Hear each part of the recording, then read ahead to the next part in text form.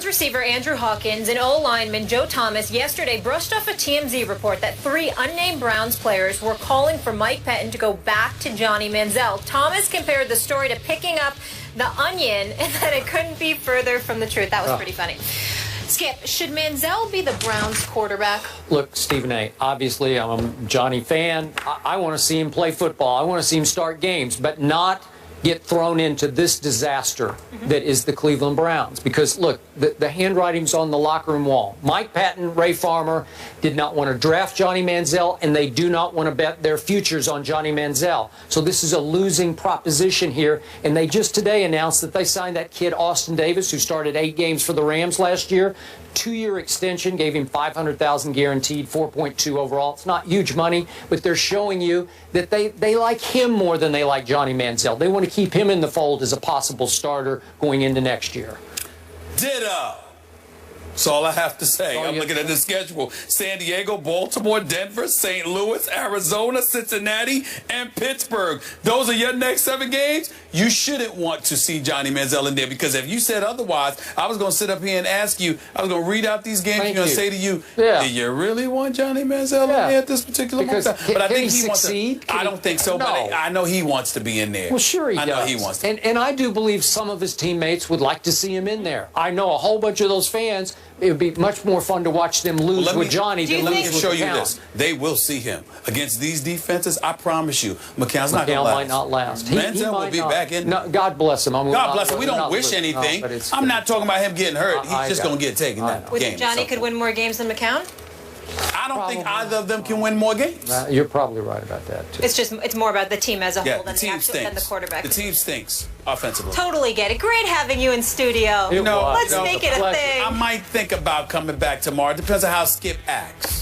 Well, I don't know about that outfit. You must be crazy. The Federal Appeals Court has granted a request by the NFL and NFLPA to expedite a hearing on the league's appeal of the ruling that struck down the Tom Brady suspension.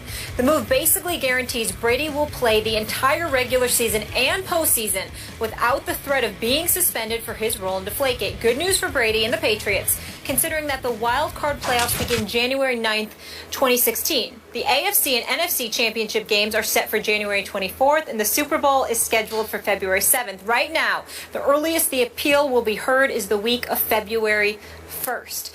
Stephen A.? Well, I think the time has arrived to concede that Skip Bayless was absolutely right. Thank you. I think the time has arrived. Well, I mean, if it means so much to you, congratulations. Okay, you were right about Tom Brady winning this case. Because as far as I'm concerned, the NFL has officially lost. Even when Judge Richard Berman came down with the decision to rescind Roger Goodell's 4-game suspension, okay, and you know, on September 3rd, here's the bottom line. At the end of the day, you're thinking that the NFL still has a right to appeal, and the appeal could end up being heard before the playoffs, and Tom Brady can end up suffering the consequences. This essentially ensures that Tom Brady is not going to be affected in terms of being on the field for the entire season. It is time for the NFL to cut bait and to drop this all together. Oh, really? And let me tell you something. I'm gonna go a step further here, because here's the reality, Skip. If the Patriots make the Super Bowl and you, as a league, go after Tom Brady still the week of the Super Bowl, a year later, that is beyond insanity. There is no excuse for that whatsoever. I don't give a damn if he is guilty. You need to leave him alone. To bother us over Deflategate next February, after all of this happened last January, that's just, that is nothing short of a witch hunt. If you do that, that's a witch hunt. Now, if you want to appeal and appeal and appeal because you wanted it to affect him some game this season, that's fine. But since the case won't even be heard until the week of the Super Bowl, okay, at the very earliest, you can't allow this to even be a story. If you do this, it's beyond football. It's beyond. You have contaminated the game, and you're contaminating your own Super Bowl. Wow. You actually deserve. It won't happen, of course, because we'll all watch. But I literally literally wouldn't blame America for boycotting the Super Bowl. Stop it. No. Of course it's not going to happen. Let's not get ridiculous. Okay. It's not going to happen. But I said I would not blame the American public, the world, if they boycotted the Super Bowl, if the NFL allowed this to be a story the first week in February. Come on now. Just drop just drop it. So what percentage of American NFL, or not American, let's do worldwide NFL fans, what percentage still believe Tom Brady knew about it and lied about it? I think more than 50%. Okay, so to your point, see, then more than 50% of the people would applaud the NFL for continuing to hang in. I disagree because, Skip, I don't believe that the quarterback knew nothing. I just don't believe he actually said deflate the footballs below PSI levels of 12 and a half. What I'm saying to you is this. I don't care, and I think I speak for a lot of folks out there who simply don't care. Now that football has started, we want to see Tom Brady out there performing. We don't care anymore. The NFL had the offseason to handle their business. Okay. You failed in that quest. Let it go. To allow it to become a headline. Again, the week of the Super Bowl, after it was the headline, the week of the last Super Bowl, that's inexcusable. Okay, it's inexcusable. It's not the NFL's fault or doing that the appellate hearing, the appeals court, would start on February 1st. It is their fault. Remember, it's the court ruled that. I know was that. The court docket. I know that. But if the NFL said we drop it, they'll drop it. They could drop it if they wanted to. You lost. You lost. Drop it. It's over. He's back playing, and you can't affect, because even if they heard the case, Skip, the first week, the week of the Super Bowl, they're not going to tell Tom Brady if he's in the Super Bowl, you can't play that Sunday. They're not going to come down with a ruling that prevents it from playing. So why bother? Okay, there have been some prominent cases that have been won on appeal.